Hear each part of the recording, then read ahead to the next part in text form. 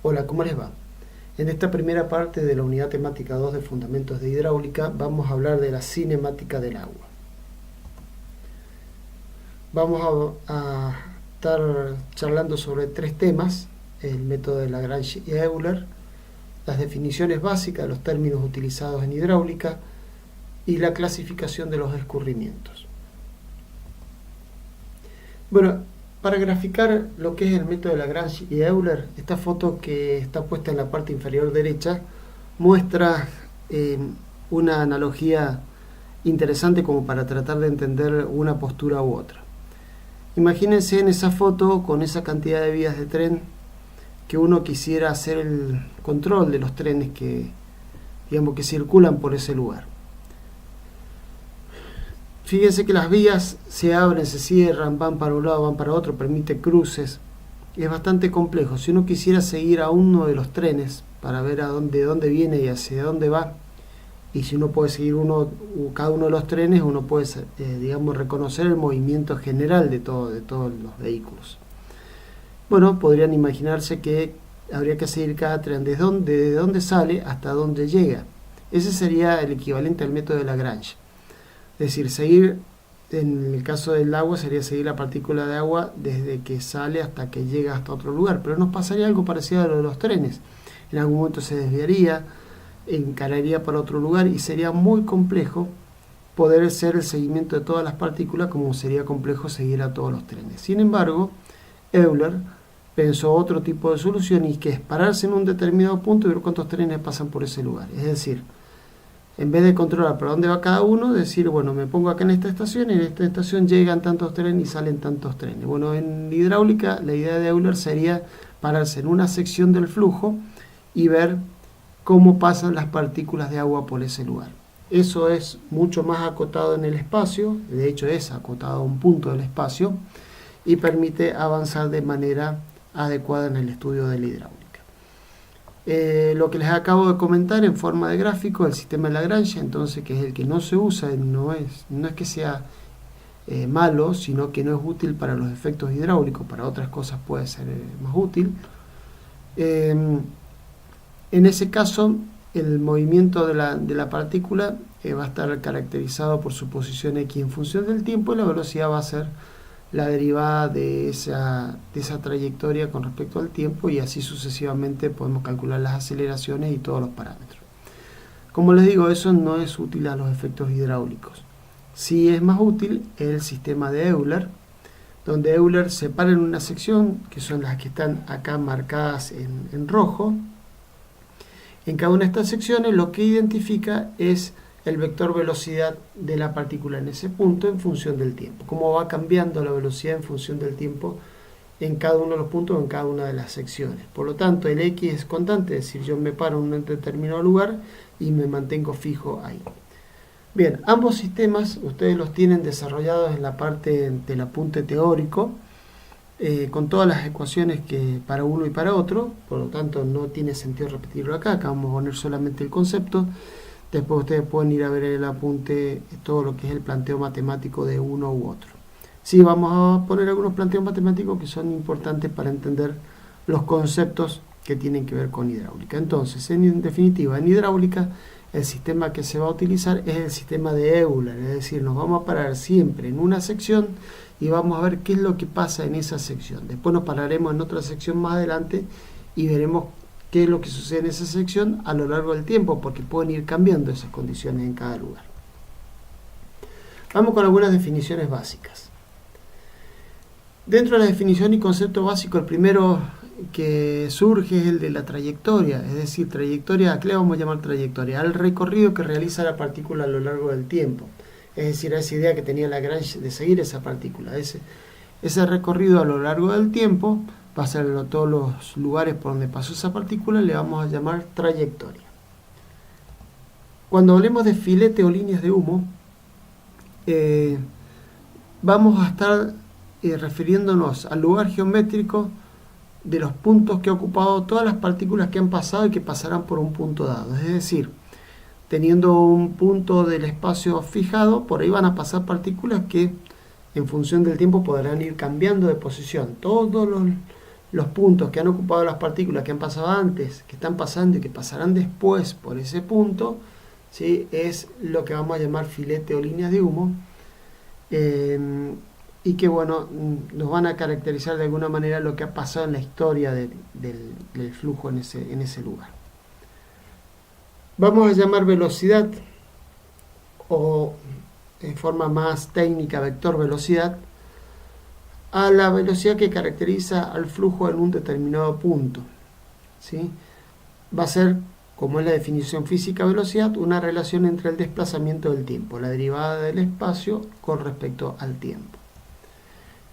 Vamos a llamar línea de corriente o flujo a una línea ideal en realidad, que va a estar formada por la tangente en cada uno de los puntos que corresponde a la dirección del vector velocidad. Es decir, en cada punto del espacio nosotros vamos a ver qué velocidad tiene el flujo en ese lugar, y la tangente a la dirección del vector velocidad en ese punto, las distintas tangentes van a ir formando líneas ideales que son líneas de corriente o flujo. Eso nos va a dar una idea de cuál es el movimiento general del flujo. Cuando tomemos un conjunto de esas líneas de corriente, que ya puedan tener un volumen de líquido de magnitud diferencial adentro, ese conjunto de líneas de corriente que pasan por una sección, y vuelvo a repetir, que encierran un volumen de líquido de magnitud diferencial, por supuesto, le vamos a llamar tubos de flujo. Y después corriente líquida, le vamos a llamar a un conjunto de tubos de flujo donde ya la porción del volumen involucrado es un volumen discreto. Bien, así un tanque que tiene un orificio por el cual sale agua, va a salir una corriente líquida. Y si queremos analizar esa corriente líquida, vamos a decir que está compuesta de tubos de flujo, ¿sí? Que pasan por los distintos puntos. Y esos tubos de flujo van a estar formados por las líneas de corriente, es decir, las tangentes al vector velocidad. Y el vector velocidad dijimos que era la relación entre el desplazamiento y el tiempo. Bien, esos son los conceptos que vamos a tratar por ahora y que los tenemos que tener claros desde ya para poder avanzar y después no confundirnos en cuanto a las cosas que estemos hablando. Bueno, clasificación de los escurrimientos. En esta foto pueden ver ustedes una corriente de agua que cae por lo que se llama un vertedero, que es como una caída de agua, y pueden ver que está mojada la pared, como que el nivel de agua ha ido bajando. De hecho, esa foto fue tomada en el Laboratorio de Hidráulica del Instituto Nacional del Agua en Ezeiza, en Buenos Aires. En ese laboratorio les cuento un poquito para que ya vayan comprendiendo qué infraestructura tiene la República Argentina en cuanto a laboratorios. Este es el laboratorio más importante de hidráulica que tiene el país, donde se hacen los ensayos físicos, algo que nosotros vamos a ver recién en la unidad temática 9.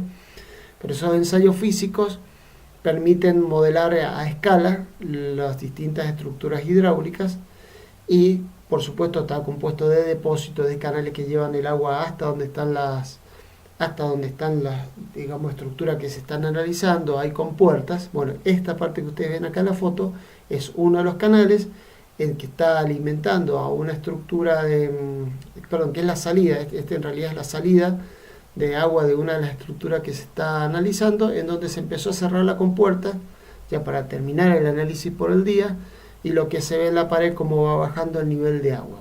¿Qué es lo importante, más allá de la historia de la foto? Lo interesante de ver acá que el flujo va cambiando en función del tiempo.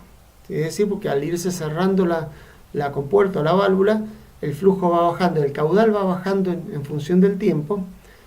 Y a pesar de que el flujo cambia en función del tiempo, lo que podemos ver acá en la foto es que la forma de la corriente líquida, acuérdense, corriente líquida es el conjunto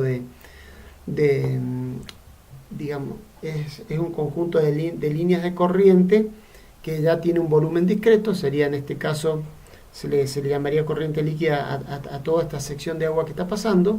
Esa corriente líquida está cambiando en el tiempo, pero lo que vemos es que la forma de la parte superior se mantiene más o menos estable en cuanto a la forma, es más o menos la misma curva. Bien, eso es de importancia para lo que vamos a hablar a continuación.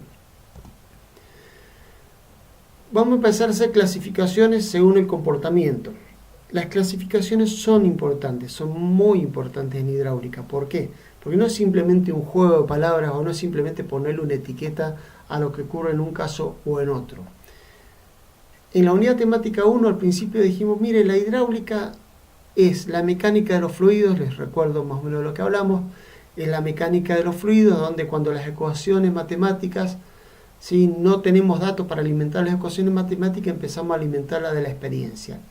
En función de eso obtenemos soluciones puntuales y la clave de la hidráulica es saber identificar en cada uno de los lugares qué es lo que está ocurriendo desde el punto de vista hidráulico para aplicar la solución que corresponde a cada uno de esos casos en función de lo que se ha obtenido en el conocimiento de la hidráulica general. Bueno, parte de la identificación de las distintas situaciones hidráulicas que se pueden dar a lo largo de una obra es justamente saber clasificarlos, ¿bien? Saber encuadrarlos, saber ponerle una etiqueta, porque si le ponemos bien esa etiqueta va a ser más fácil identificar cuál es la solución correcta para ese caso. Entonces, los movimientos, y si ahora por ahora no terminan de entender totalmente esto, no se hagan problema porque a lo largo de la materia vamos a ir desglosando y vamos a ir viendo cada uno de estos puntos con muchísimo más detalle. Pero por ahora es importante que ya tengan una primera idea de cómo se clasifican y de cuáles son las distintas situaciones que ustedes pueden encontrar en la hidráulica. En la foto que les mostré recién, yo les dije, mire, este flujo va cambiando en función del tiempo. Entonces, esa es una primera clasificación. Vamos a llamar movimientos permanentes aquellos que no varían en el tiempo. ¿Cómo podemos imaginarnos fácilmente un movimiento permanente que no varía en el tiempo? Bueno, le sacamos una foto a algo que obviamente tenga que ver con la hidráulica. Y después de un rato venimos y le sacamos otra foto. Ese rato pueden ser unos segundos, unos minutos, unas horas o unos días, no importa. Un delta t después, un tiempo después, venimos y sacamos una foto. Si en las dos fotos separadas en el tiempo vemos exactamente lo mismo, el movimiento es permanente porque no ha cambiado en el tiempo. Imagínense la foto que veíamos recién, la vuelvo a poner para orientarnos. Si hubiéramos sacado la foto algunos minutos antes, es probable que el agua hubiera estado hasta acá arriba. Pero al sacar una nueva foto está más abajo y probablemente si hubiéramos sacado otra foto después, unos minutos después, el agua hubiera estado más abajo o directamente hubiera estado cortada. Entonces, este movimiento es impermanente. Por más que yo lo mire así, porque ese cambio es muy lento, yo lo miro y parece que no cambia, pero en realidad sí está cambiando, pero de manera muy lenta. Entonces, ese tipo de movimiento va a caer acá, dentro de los impermanentes. Y dentro de los impermanentes vamos a tener dos. El de la foto, que es un movimiento lentamente impermanente y que nos va a permitir, en ciertos casos, utilizar alguna de las ecuaciones que tenemos del movimiento permanente. ¿Por qué? Porque el cambio es muy pequeño, muy lento en el tiempo. Y también vamos a ver que hay otros movimientos que son los rápidamente impermanentes, donde esos sí cambian mucho, muy rápido en el tiempo y no nos van a servir las ecuaciones y los métodos que encontremos del movimiento permanente. Y dentro del movimiento permanente, perdón, aquellos que dijimos le sacamos una foto ahora, le sacamos una foto después y son exactamente iguales, vamos a poder distinguir dos. Los movimientos uniformes, es decir, no solamente no van a variar en el tiempo, sino tampoco van a variar en el espacio. ¿Qué significa que no varían en el espacio? Que si yo voy tomando distintas secciones, acuérdense que por el método de Euler vamos a ir tomando secciones, si yo tomo distintas secciones, todas esas secciones van a ser iguales. Eso va a ser un movimiento uniforme, o sea, es decir, va a ser permanente y va a ser uniforme. Pero también vamos a tener un movimiento permanente variado que no va a cambiar en el tiempo, pero si yo voy tomando distintas secciones, voy a ir viendo que esa sección cambia a lo largo del espacio. Se mantiene en el tiempo, pero a lo largo del espacio cambia. Bueno, veamos la foto que vimos recién, el mismo canal que veíamos recién, visto desde otro punto de vista. ¿Qué podemos observar acá? Acuérdense que esta marca de agua, miren más atrás, acá se ve bien, esa marca de agua indica cómo ha ido bajando el nivel de agua en función del tiempo, por eso está todavía mojado, porque hará un par de minutos o algunos segundos que ha bajado. Con el tiempo se va a terminar secando. Como pasa con esta marca de acá arriba, ¿ven esta marca de acá arriba? Esta marca indica que el agua en algún momento estuvo hasta acá arriba, bajó y se secó y quedó la marquita. Bien, fíjense. Primero, movimiento permanente uniforme. Dijimos que movimiento permanente era el que no cambiaba en el tiempo, uniforme el que no cambia en el espacio. ¿Dónde lo tenemos ese movimiento? Que no varía ni en el tiempo ni en el espacio. Y si esto si este canal en realidad estuviera abierto así, o dejamos fija la válvula o la compuerta con que se está regulando el agua, la dejamos fija, no la terminamos de cerrar, bueno, llegará hasta este nivel y se mantendrá en ese nivel a lo largo del tiempo. O si la tuviéramos totalmente abierta, tal vez llegaría el agua hasta acá arriba y le saco 1, 2, 3, 4 fotos y siempre es lo mismo mientras yo no toque la compuerta. Entonces, si fuera así, yo podría decir que primero que nada no varía en el tiempo, ¿sí? Vuelvo a repetir, no es la situación de la foto, es una situación ideal en donde yo digo, bueno, no varía más en el tiempo, o supóngase que queda así como está ahora y no varía más en el tiempo. Si no varía en el tiempo, va a ser un movimiento permanente. ¿Dónde vamos a tener movimiento uniforme? Acá en estas secciones de atrás. ¿Por qué? Porque acá tenemos el canal, y si tomamos, si tiene una profundidad uniforme, como lo tiene en realidad este canal, en esta parte, ahí todas las secciones van a ser iguales. ¿Qué es lo que va a pasar? Va a llegar un momento en que sube el nivel de agua porque se encuentra con esta barrera y hace que el agua tenga que pasar por acá arriba. Entonces, ya sí, cuando pasa por acá arriba, acá vamos a ver que la altura de agua es muy chiquita. Igual que en esta parte de acá, la altura de agua en esta zona es más chica que la que hay acá atrás. Pero bueno, en la parte de acá atrás, donde las secciones se mantienen constantes, vamos a tener movimiento permanente uniforme. No va a cambiar en el tiempo, en la suposición que estamos haciendo, y va a ser uniforme. En esta parte de acá, donde tenemos la curva, ya vemos que las distintas secciones van a ir cambiando. Es decir, si yo corto con un plano vertical en esta zona, voy a ver que las distintas secciones van cambiando. De hecho, acá puede tener una profundidad, no sé, de 1 metro, y acá la profundidad es solamente de algunos centímetros. Entonces, en esta parte donde va a ir cambiando la sección con el tiempo, de hecho van a ir viendo que se va como agrandando, en esta parte vamos a tener movimiento permanente variado. Si no cambia en el tiempo, pero sí cambia en el espacio. Bueno, en el caso real, que es el que tenemos la foto, que estamos viendo por la parte mojada en la pared, que el nivel va bajando, vamos a tener un movimiento impermanente, pero ¿de qué tipo? Lentamente impermanente, el tipo 3. ¿Sí? Que es el que hemos marcado acá. La marca de agua nos está diciendo eso, que es un movimiento impermanente porque cambia el tiempo, pero es lentamente impermanente porque esa variación es muy lenta.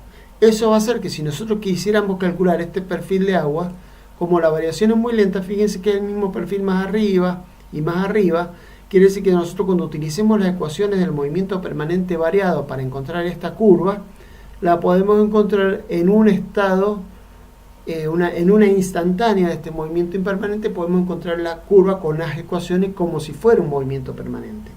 Es decir, si yo le saco una foto y quiero ver cómo es esa curva, ese instante, al variar muy poquito, lo vamos a considerar constante y vamos a utilizar la metodología vista en el movimiento permanente variado, en la teoría del movimiento permanente variado.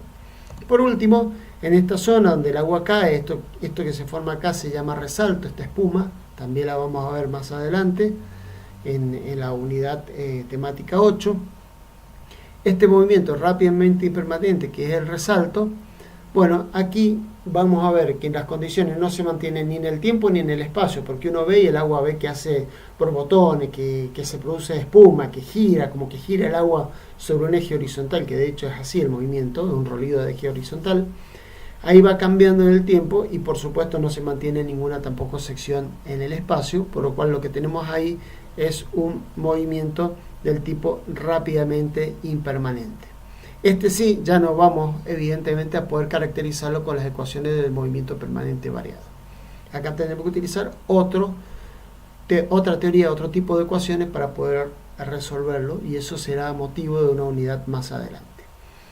El movimiento permanente uniforme lo vamos a ver en la unidad temática 6, igual que el movimiento permanente variado, y el movimiento rápidamente impermanente lo vamos a ver en la unidad 8.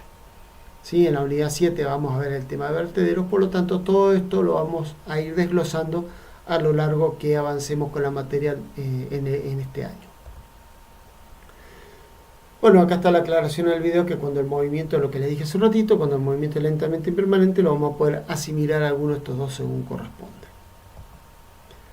Bueno, sigamos con la clasificación. Entonces esta es una primera clasificación. Si cambia o no cambia en el tiempo, es permanente o impermanente. Si es permanente, dijimos uniforme variado, y si es impermanente, lentamente impermanente o rápidamente impermanente. Bien. Ahora, ¿cómo se clasifica según la fuerza que predomina en el movimiento? Imagínense, esto lo que tienen ahí ustedes son las tuberías de la central de Álvarez Condarco, que se ven por la ruta que va a Cacheuta. Cuando te van para la zona de Cacheuta la van a ver a mano derecha y a mano izquierda en la parte de abajo, una vez que cruza la ruta, como se ve en esta foto de arriba a la izquierda. Del otro lado siguen las tuberías y van a dar a la central de Álvarez Condarco para después devolver agua al río después de producir energía. Bien, esta foto que es de acá de Mendoza, que probablemente muchos de ustedes, y espero que muchos de ustedes la conozcan, ¿sí? Son tuberías. Acá el agua va en la parte interior de las tuberías y va a una presión superior a la atmosférica. Acá no hay ninguna, digamos, acá la presión atmosférica no entra y acá el agua puede ir a mucha más presión y que de hecho si alguna de esas tuberías se llegara a romper de golpe haría una explosión muy, muy grande. No se asusten, están diseñadas para que no pase eso, así que no pueden seguir pasando por la ruta tranquilamente, que no debería pasar esa situación bajo ningún aspecto. Bien, por eso también esas tuberías ustedes pueden ver que tienen refuerzos y van a notar que hay dos tuberías que tienen un tipo de refuerzo y otra que tiene otro tipo de refuerzo. Eso es por la historia que tienen. Estas dos tuberías fueron las primeras que se construyeron y después, cuando se construyó la presa Potrerillos, se hizo una repotenciación de la central donde se agregó una tercera máquina, un tercer generador, que fue justamente el de esa nueva tubería que acá lo pueden ver sobre el lado izquierdo. Acá no se alcanzan a ver bien los refuerzos, pero ahí sí se alcanzan a ver los refuerzos de las dos tuberías más viejas y esta es la tubería nueva. Por eso es que tienen distinta estructura, no porque tengan distinta función. Todas cumplen la misma función y llevan el agua dentro a gran presión. Bien, eso serían corrientes cerradas. Porque dijimos, repito, las corrientes cerradas, no hay presión atmosférica adentro. Adentro está toda mayor presión que la atmosférica, presión positiva. Vamos a analizar, cuando veamos el tema de tuberías, qué pasa si hubiera una presión negativa en ese lugar. ¿Qué efecto hace si hubiera una presión negativa? Recuerden que las presiones negativas son presiones inferiores a la atmosférica. En esos casos vamos a analizar, como le digo en la unidad temática 4, qué es lo que sucede en esa situación. Bien, las corrientes abiertas son aquellas que tienen alguna parte a presión atmosférica. ¿Sí? Fíjense esta foto de arriba a la izquierda, es un canal. Evidentemente en la superficie del canal, ¿qué vamos a tener? Presión atmosférica. Quiere decir que la presión en ese punto es cero, o vamos a considerarla cero. Recuerden que la presión atmosférica se considera cero. Fíjense el caso de acá abajo a la derecha. Esta es una tubería también, pero no está llena. Y acá en esta parte de la tubería, en esta superficie que queda libre en la tubería, hay presión atmosférica. Es decir, que para los efectos del agua, si yo la cortara esta tubería y le sacara la parte de arriba, a los efectos hidráulicos no cambia absolutamente nada. Es decir, que yo la podría cortar de aquí para arriba y esto sería como un canal semicircular. Entonces, para los efectos hidráulicos, esto es un canal, por más que sea una tubería. Es una tubería desde el punto de vista constructivo, pero desde el punto de vista hidráulico es una canalización abierta, si quieren llamarle un canal, o una tubería trabajando como una corriente abierta o en régimen abierto.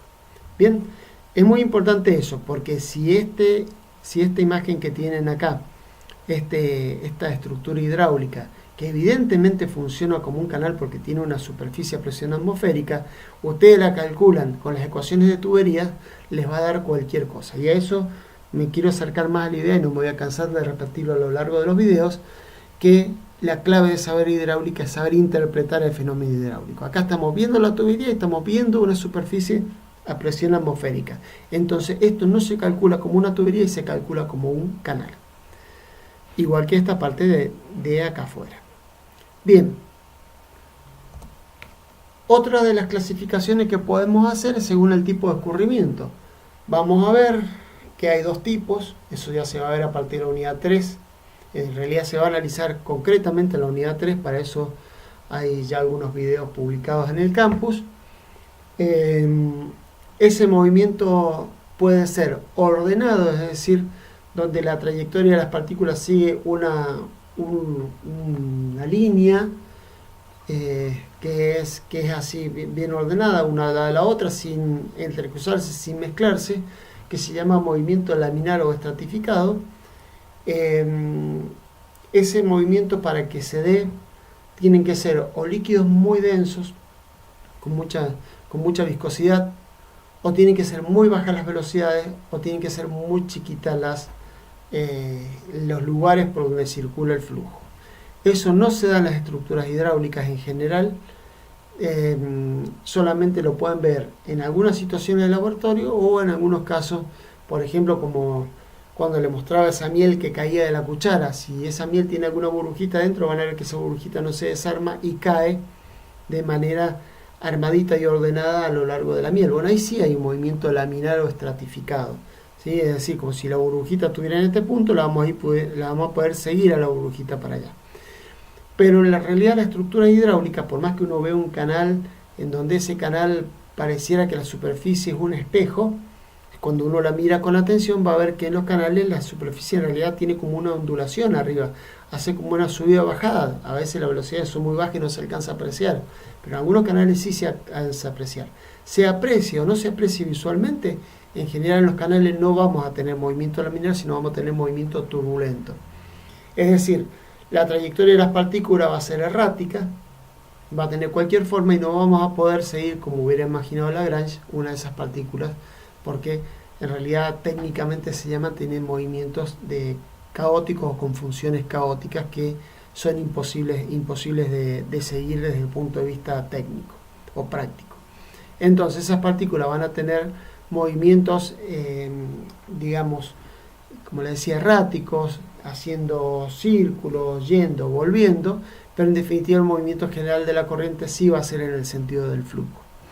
Este tipo de movimiento turbulento es el que se va a presentar en prácticamente todos los casos de la vida profesional, en el 99,9% de los casos, y vamos a hacer una salvedad donde sí vamos a tener movimiento laminar estratificado, que es en el agua subterránea. En el agua subterránea, uno de los pocos casos donde vamos a tener movimiento laminar estratificado, esto lo vamos a ver en la unidad temática número 8, ¿sí? Que es escurrimiento en medios porosos. Ahí sí vamos a ver que el agua subterránea en realidad tiene movimiento tipo laminar. ¿Pero por qué? Porque las velocidades son muy bajas, ¿sí? Las velocidades son muy bajas, del orden de los centímetros por hora o centímetros por día en algunos casos, las velocidades del flujo subterráneo, o un par de metros por día. Entonces, con velocidades tan bajas se produce movimiento laminar o estratificado. En todo el resto de los casos, vuelvo a repetirle, aunque vean un canal con la superficie que parece un espejo, en realidad hay movimiento turbulento, y este movimiento turbulento se caracteriza por tener componente de velocidades longitudinales y por tener componente de velocidades transversales. Bien, eso se va a analizar, vuelvo a repetir, en la unidad temática número 3. Bien, otra clasificación sería la de según las condiciones hidráulicas. Esta clasificación sí vamos a ahondar un poquito más sobre el final del siguiente video, de una corriente que puede ser río o torrente, ¿sí? Vamos a ver que hay un límite, ¿sí? Que es cuando un escurrimiento ocurre con la mínima energía posible, que se llama escurrimiento crítico, donde la velocidad se va a llamar velocidad crítica y la altura que tome el flujo en ese lugar se va a llamar altura crítica. Por ahora no se hagan problemas si no terminan de entender el sentido, porque se va a ver más adelante. Cuando esas velocidades medias de una determinada corriente sean menores que esa crítica, sea estén por debajo del umbral de velocidades críticas, vamos a tener lo que se llaman ríos o regímenes subcríticos. También se van a llamar corrientes tranquilas. Todas esas se van a caracterizar por bajas velocidades y, como en esta foto, van a tener grandes áreas de escurrimiento. Bien, por lo tanto las alturas van a ser también alturas en general grandes y van a ser mayores que esta altura crítica, que es ese límite que vamos a marcar entre lo que son las corrientes tranquilas y las corrientes disparadas supercríticas o de torrente, que son las que vemos a continuación. En este tipo de corrientes, ¿sí? Vamos a tener que las velocidades van a ser mayores que la velocidad crítica, las alturas menores que las alturas críticas, es decir, áreas menores, ¿sí? Y también vamos a analizar qué pasa con la energía. Como la energía es mínima en ambos casos, tanto en río o en torrente, vamos a tener que la energía siempre va a ser mayor que la energía mínima de la energía crítica. Ya lo vamos a aclarar, como les digo, un poquito mejor en el próximo video. Pero bueno, ahí tienen otra de las clasificaciones según las condiciones hidráulicas.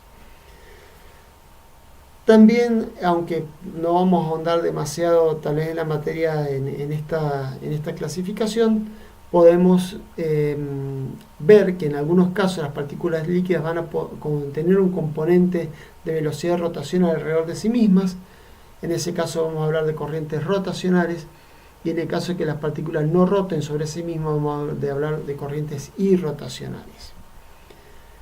Y también esto ya influye más en la parte de modelación, cuando uno ya hace modelación numérica de hidráulica o modelaciones hidráulicas, y así son importantes estos temas, pero lo vamos a mencionar acá porque es importante que ustedes sepan que está esa clasificación, el movimiento tridimensional, bidimensional o unidimensional.